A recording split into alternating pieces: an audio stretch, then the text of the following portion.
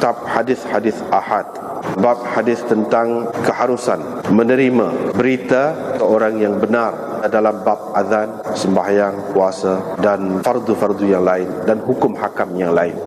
Dan bab firman Allah, hendaklah ada satu kumpulan daripada setiap golongan mereka mendalami agama, dan hendaklah mereka memberi peringatan kepada kaumnya apabila mereka pulang, mudah-mudahan mereka berwaspada. Seorang lelaki dinamakan Taifah kerana firman Allah, jika dua golongan orang-orang mukmin daripada orang-orang mukmin, jika dua orang berkelahi ataupun berperang, sudah termasuk di dalam makna ayat ini. Dan firman Allah Ta'ala, jika datang kepada kamu seorang fasik membawa berita, maka hendaklah kamu berhati-hati, takut-takut kamu menimpakan musibah kepada sesuatu kaum tanpa pengetahuan. Dan bagaimana Nabi SAW menghantar pembesar-pembesarnya seorang demi seorang. Jika seseorang daripada mereka terlupa, dikembalikan dia kepada sunnah. Ini kitab hadis ahad. Jadi hadis ini ada yang mutawatir, ada yang ahad, secara kasarnya. Setengah ulama dia bahagi hadis ini kepada dua sahaja, iaitu mutawatir dan ahad. Hak di celah-celah tu, di tengah-tengah tu, mustafid ke masyhur ke apa ke, itu semua tu masuk dalam ahad. Dia kira dalam ahad. Hadis mutawatir. Hadis mutawatir ialah hadis yang diriwayatkan daripada Nabi SAW, di mana perawi dia tu pada setiap peringkatnya ramai. Ramai tu selama mana? Situ khilaf pula. Ramai tu kira-kiranya kita nak kata mereka semua bersepakat untuk berdusta tidak mungkin. Mana di setiap peringkat. Itu orang panggil hadis mutawatir. Imam Bukhari nak cerita di sini hadis-hadis Nabi SAW yang sampai kepada kita ni, yang kita terima ni, hak banyaknya ialah hadis ahad. Hak banyak. Hadis mutawatir itu tidak banyak. Hak banyaknya hadis ahad. Walau bagaimanapun hadis ahad ini kita boleh pakai dak, dan menjadi kewajipan kepada kita untuk menerimanya sekiranya hadis ahad itu sahih ataupun hasan. Dalam bab hukum hakam sudah boleh terima dan wajib kita memakainya sekiranya makna dia tu terang. Sekiranya makna dia tu terang dalam bab hukum-hukum. Tapi kalau dalam bab akidah tak boleh. Hadis ahad ni tak boleh jadi hujah. Dia kena mutawatir. Ataupun kalau tidak mutawatir pun hadis ahad juga, tapi hadis ahad mahfufah bil qara'in ataupun muhtaf bil qara'in. Hadis ahad juga, tetapi hadis ahad yang banyak qarinah-qarinahnya. Mana bukan hadis ahad semati lah pada hakikatnya. Pada hakikatnya bukan hadis ahad semati seperti mana dalam ta'rif. Sebab apa? Ada sokongan-sokongan yang lain yang menunjukkan benda ni umum juga. Orang yang mengatakan hadis ahad tu boleh dijadikan asas kepada akidah, hadis ahad hak lagu tu, bukan semata-mata hadis ahad begitu saja. Tidak, tak termasuk. Sebab itulah kita tengok di sini Imam Bukhari kata dalam bab azan, sembahyang, puasa, fardu-fardu yang lain dan hukum hakam yang lain, Imam Bukhari riwayat dah tu. Maknanya hadis ahad ini dibenarkan, mana sah hadis ahad ini diterima daripada satu orang, asalkan dia tu saduq, ada sifat saduq, mana seorang yang benar, seorang yang dipercayai, seorang yang baik, boleh diterima dalam bab itulah. Sebab Imam Bukhari kata fil adhan. Sebabnya Imam Bukhari sebut adhan dan lain-lain supaya diketahui bahawa sahnya beramal dengan hadis ahad ini hanya sah dalam bab amaliyat, dalam bab hukum hakam, bukan dalam bab i'tiqad. Sekarang ni ada pula orang yang mengatakan hadis ahad tu saja, semata-mata hadis ahad tu jadi akidah. Tak kena lagu tu. Kalau ia pun, kalau nak kata hadis ahad jadi akidah tu hadis ahad yang mahfufah bil qara'in, yang penuh dengan qarinah-qarinah menunjukkan bahawa benda ni memang benar-benar berlaku di zaman Nabi SAW, dan bukan seorang yang mengamalkannya ramai. Ahad lagu tu baru boleh jadi akidah. Kalau tidak tak boleh. Sebab itu kalau kita tengok kepada pembahagian ulama, hadis mutawatir itu dia bagi kepada beberapa pula. Satu, tawatur tabaqah, tawaturul isnad, tawatur at-tawaruth ataupun tawaturul amal. Yang ketiga, yang keempatnya tawatur al-qadril mushtarak. Ada 4 macam tawatur. Tawatur tabaqah, sebuah Quran, tabaqah, generasi demi generasi terima benda tu, lagu tu tak ada sanad pun. Mana ada orang mengaji Quran ada sanad? Tak ada. Sebab apa? Sebab tidak perlu dah kepada sanad. Sebab apa? Terlalu ramai orang. Di setiap generasi, di setiap tabaqah tu ramai. Bukan 2 orang, bukan 10 orang, beribu orang. Di masa Nabi SAW saja pun beratus ribu dah. Ini orang panggil tawaturut tabaqah. Tawaturut tabaqah dia tidak perlu kepada sanad.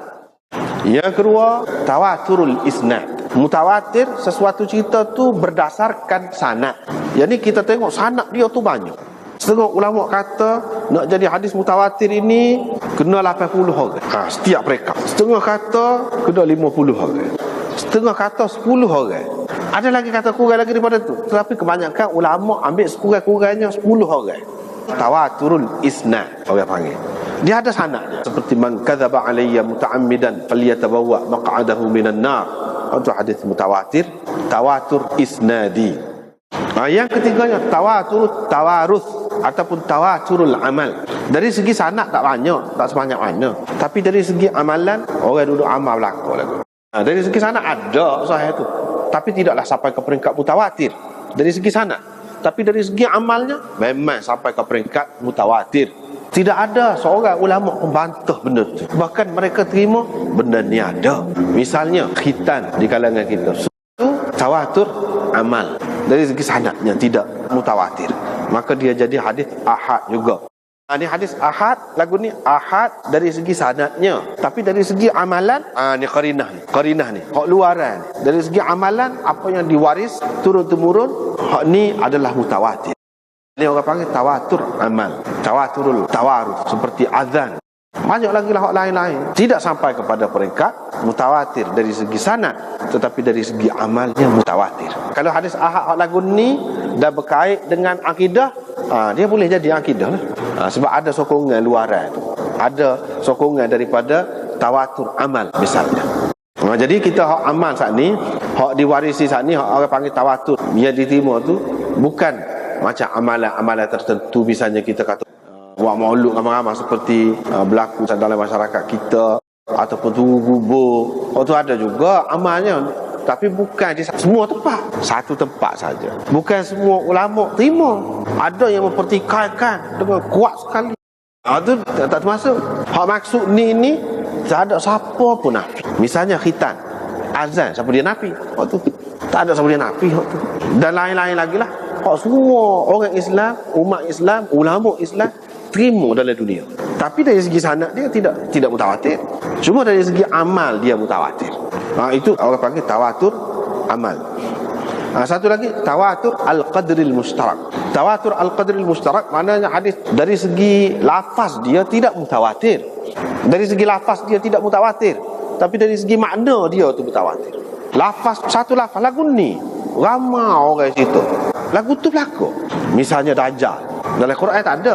Dalam hadis ada. Lepas tu hadis tu sampai kepada peringkat mutawatir ke? Situ ulama khilaf. Ada yang mengatakan mutawatir, ada yang mengatakan tidak. Orang yang mengatakan mutawatir, dia kata tawatur itu tawatur al-qadril mushtarak. Mana dari segi lafaz dia tu tidak dengan satu lafaz, beratus orang riwayat. Lafaz dia tu ada beza. Tetapi mafhum dia, kesimpulannya Dajjal. Adalah satu orang di akhir zaman yang mana dia ni betul-betul menyesatkan dan dia mendakwa jadi Tuhan. Tu faham. Tidak sama lafaz, tetapi makna dia, mafhum dia sama. Hak lagu ni dia jadi akidah juga. Hadis ahad akidah. Pasal apa? Sebab ada qadar mushtarak. Sebab dia ada juga unsur mutawatir tadi, iaitu tawatur qadril mushtarak. Ada juga. Baru boleh jadi akidah. Kalau semata-mata ahad saja, tak ada qarinah dia, maknanya berupa tawatur dalam bentuk-bentuk tadi, tak boleh jadi akidah. Sebab itulah ulama-ulama memasukkan macam Dajjal tu dalam perbincangan akidah ke apa tu, sebab dari segi tadi lah, pasal disokong oleh tawatur qadril mushtarak. Supaya Imam Mahdi dan lain-lain lagi lah, banyak lagi lah hak lagu tu. Imam Bukhari isyarat dah sini keharusan menerima ataupun mengguna pakai hadis wahid, khabar wahid. Khabar cerita daripada satu orang, tapi satu orang ni dia saduq dalam bab azan, sembahyang, puasa. Ni dalam bab amalan-amalan lagu ni boleh terima. Dan ahkam. Imam Bukhari tak ada sebut bab akidah, tak ada. Menunjukkan bagi Imam Bukhari hadis ahad ini hanya boleh diterima dalam bab hukum hakam ni. Bukan berkait dengan benda-benda yang besar-besar, akidah ke apa, tidak. Jadi Imam Bukhari nak ceritanya dalam ayat ni ta'ifatun. Ta'ifatun di sini dia boleh dengan makna seorang mengikut Imam Bukhari. Ta'ifah ni dalam bahasa Arab ada yang kata dengan makna 2 orang sekurang-kurangnya. Ada yang mengatakan kena 4 orang, ada yang mengatakan kena 10 orang, macam-macam. Tapi mengikut Imam Bukhari, seorang pun orang panggil ta'ifah dah. Hendaklah ada satu kumpulan kecil, ta'if, daripada setiap golongan besar mendalami agama. Kena ada dalam satu kumpulan besar tu satu sebilangan kecil. Sebilangan kecil yang mendalami agama. Ini perintah Allah Subhanahu Wa Taala. Mana kena mengaji agama biar dalam semua hati. Bukan mengaji fardu ain gitu saja, tidak. Mengaji dalam semua hati. Ini kena ada. Jadi Imam Bukhari nak di sini dia naknya ta'ifatun tu.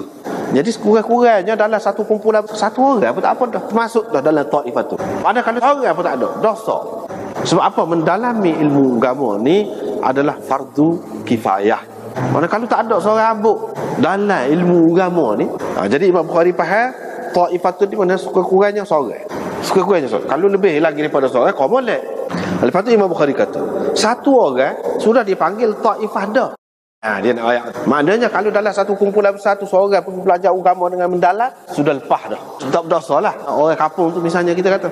Sebab apa? Sudah ada orang yang menyelesaikan tanggungan fardu kifayah. Yang Imam Bukhari kata ta'ifah ni seorang pun boleh kita panggil ta'ifah. Pelik juga tu. Sebab orang-orang lain kata ta'ifah ni satu kumpulan. Kumpulan ni pada dia kena ramai sekurang-kurangnya 3 orang panggil kumpulan. Imam Bukhari kata tak, seorang pun boleh dah dalam bahasa Arab ni untuk kita panggil ta'ifah. Dia orang alim besar, gapo-gapo dia pendapat dia ada dalil. Liqaulihi ta'ala, kerana firman Allah Ta'ala yang dia kata gini ni, satu orang pun boleh dah panggil, kita guna ta'ifah. Sebab firman Allah Ta'ala, jika 2 golongan daripada orang-orang mukmin berperang ataupun berkelahi, Imam Bukhari pun kata, kalau 2 orang Islam duduk bertetak, dakhala fi ma'na al-ayat, sudah masuk dah dalam makna ayat ni. Jadi apakah kamu akan faham ayat ni? Wa in ta'ifatan minal mu'minina qatatalu fa aslihu bainahuma. Mana kena ramai 10 orang balah baru kamu kena berdamai. Baru termasuk dalam perintah Allah suruh berdamai. Kena 10 orang. Gitu. Kalau 2 orang balah, gitu kah Tuhan nak? Biar dia. Tengok cara Imam Bukhari. Tak. Termasuk dalam ayat ni. Faslihu bainahuma, suruh perdamaikan itu. Kalau 2 orang, alik ni, seorang sama seorang, bala. Itu pun dah masuk dalam ayat ni, menunjukkan ta'ifah, mana alik ni seorang, mutlak ta'ifah tu boleh kita guna untuk seorang lah, kata dia. Berdasarkan ayat Quran ni. Sebab kalau 2 orang pun, maknanya Tuhan suruh perdamaikan. Jangan tidak nanti ramai. Itu cara dia faham. Sudah termasuk dalam ayat ni. Imam Bukhari buat mari semua ni dia nak ayat ke dia? Dia nak ayatnya tak, dia ayat yang pertama tu dalam Quran tu sebut kalau seorang. Sebab Imam Bukhari faham ta'ifah tu ni seorang tak apa dah. Sekurang-kurangnya. Dah kalau seorang tu sudah lepas dah. Seorang ni balik, kita tak boleh kata mu seorang. Kita tak boleh dengar bukan mu seorang.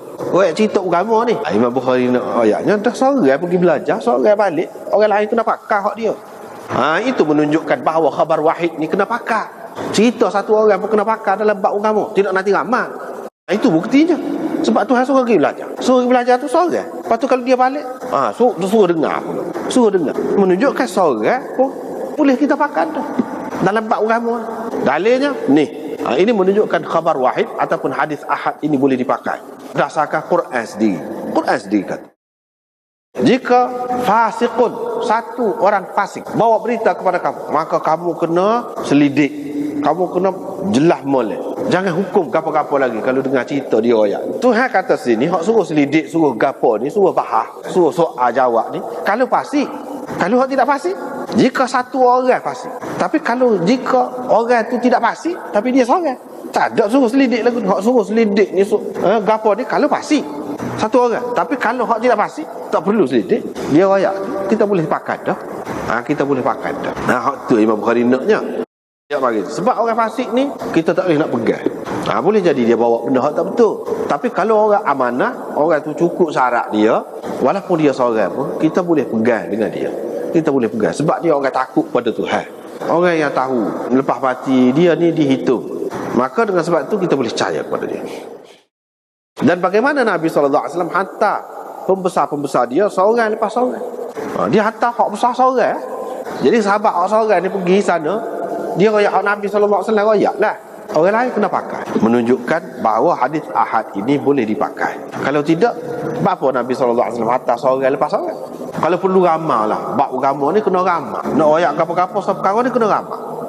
Tidak.